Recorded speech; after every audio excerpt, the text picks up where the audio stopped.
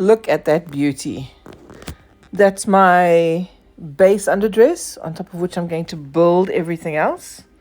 A little bit of ruffles in there for a little bit of volume. I might add more later. I don't know how I feel about that, but that is a separate piece of fabric anyway. If you've seen my previous video on this, that is a separate piece of fabric. I can always take it out, add more, or conversely, if I find after I've built everything else on top of it that I don't like it, I can just remove it entirely.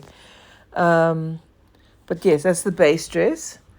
And now it's all about cutting the pieces and adding them on so that they can all start layering. Each piece gets double sewn because I do not have a serger or overlocker.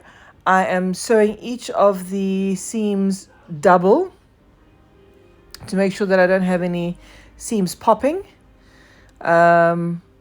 because these will be turned inside out and I'm going to be working with them quite a lot. I'm doing quite a lot of fabric manipulation, so I don't want them to suddenly pop a seam open after I've beaded and embroidered and glued and painted and everything. It's going to be a nightmare.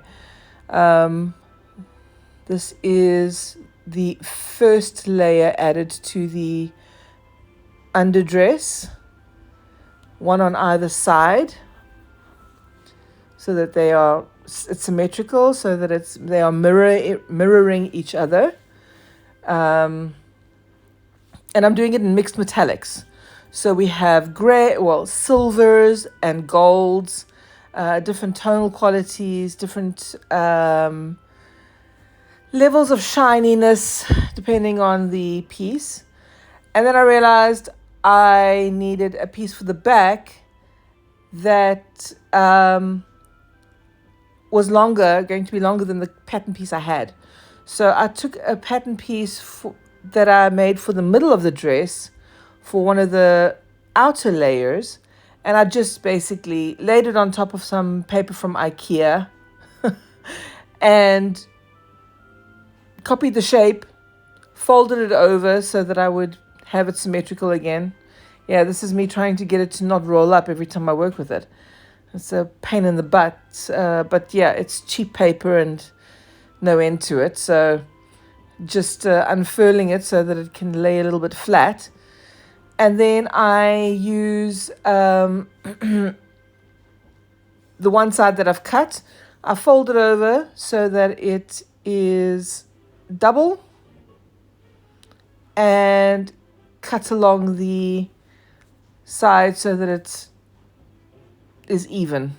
It's the only way I can think of to make it absolutely even without doing hundreds and hundreds of measurements, which math, not my forte.